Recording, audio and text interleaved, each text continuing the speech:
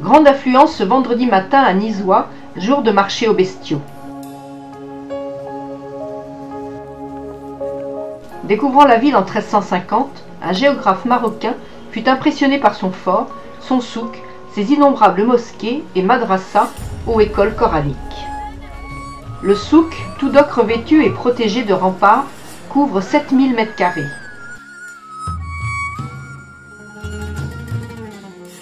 D'honorables Omanais arborent sur leur dijdash une robe tombant jusqu'aux chevilles, une ceinture en argent où se glisse un poignard, le kandjar. Dans l'enceinte, des étals de poterie, des marchands de dattes ou encore de miel sauvage.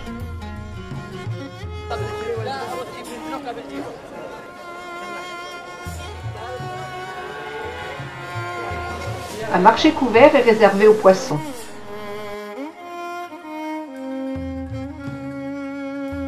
Au marché aux chèvres, on trouve en fait tous les animaux. Quelques rares bédouines portent un masque, la burqa, qui couvre les sourcils, le nez et les pommettes. Les acheteurs potentiels sont au cœur de l'arène, tandis que les vendeurs tournent en faisant monter les enchères au fil des tours.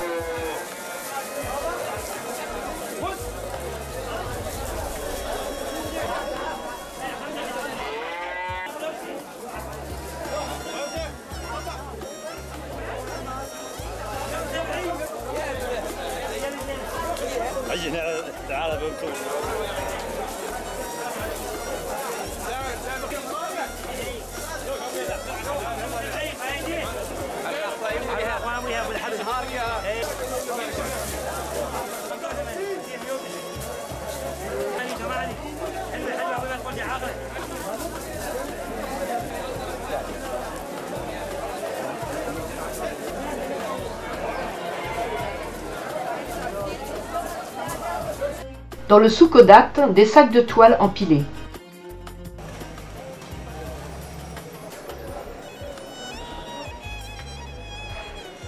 Les couleurs et motifs de la coiffe omanaise, la kuma, varient à l'infini. Nous dégustons sucre de dattes et eau de rose. Les bananes viennent du Dhofar, la région tropicale du sud du sultanat.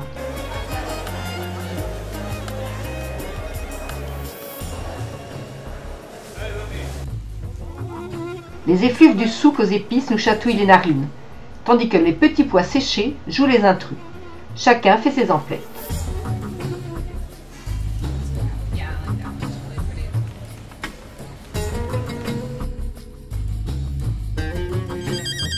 Superbement rénové, le fort du XVIIe siècle offre un point de vue sur le souk, la palmeraie et la ville qui fut au 7e et 8e siècle la capitale du pays. Les fondations de sa puissante tour cylindrique plongent à 30 mètres dans le sol.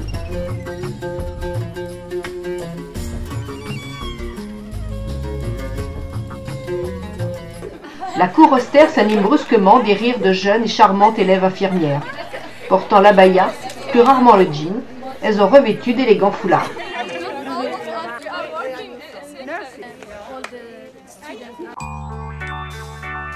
Ce village vidé de sa population a été bombardé en 1959 par la Royal Air Force à la demande du sultan Saïd. Tanuf, comme Birkat al-Maz, servait de base d'attaque à la tribu des Bani Riams contre le sultan de Nizwa lors de la révolte du Djebel Akdar. Tanuf, Birkat al-Maz et les villages du Wadi Goul ont donc subi les mêmes mesures de représailles.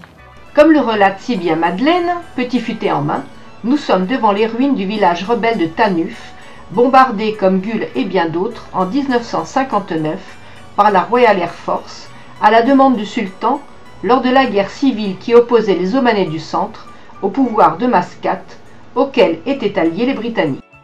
Le village est connu pour sa marque d'eau minérale éponyme.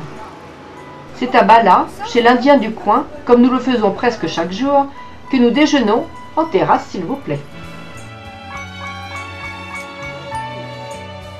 Le fort actuel, le plus imposant du pays, a été construit sur des fondations pré-islamiques, les origines de la ville remontant au 3e millénaire avant Jésus-Christ. Tous les bâtiments militaires du pays s'inscrivent dans une architecture traditionnelle d'une remarquable harmonie. Le gouvernement les a tous restaurés à grands frais. Ce fort était défendu par une enceinte en adobe de 12 km qui court encore à flanc de colline. Elle était percée de 7 portes.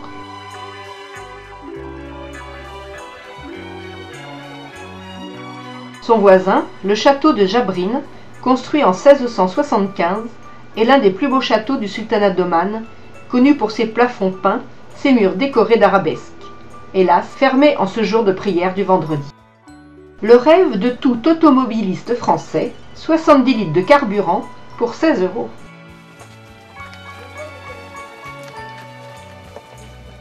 Elles ne sont pas farouches, les jeunes filles de la palmeraie de Birkat Almoz.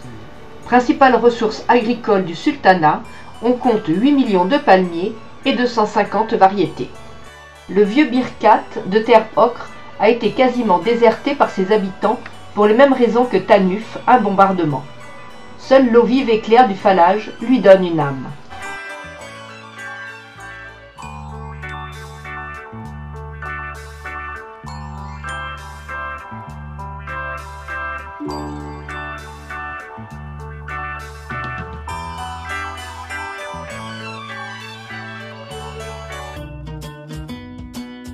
Après une nuit au frais, au sein du Djebel Akdar, à 2000 mètres d'altitude, en hiver la température peut descendre jusqu'à moins 5 degrés. Nous descendons dans la plaine parsemée d'habitations et de commerces.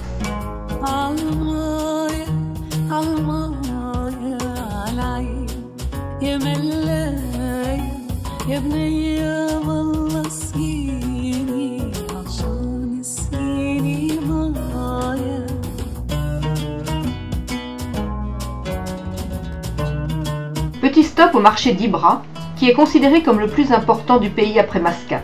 Au marché et au centre-ville, l'activité tourne au ralenti en ce début d'après-midi.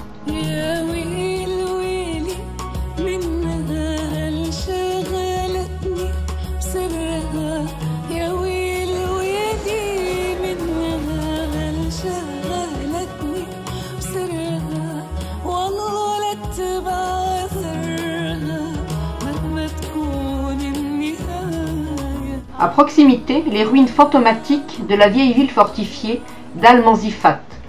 C'est une ancienne cité des Nababs de Zanzibar, à l'époque où le sultan d'Oman avait établi sa résidence à Zanzibar, devenue une seconde capitale en 1832.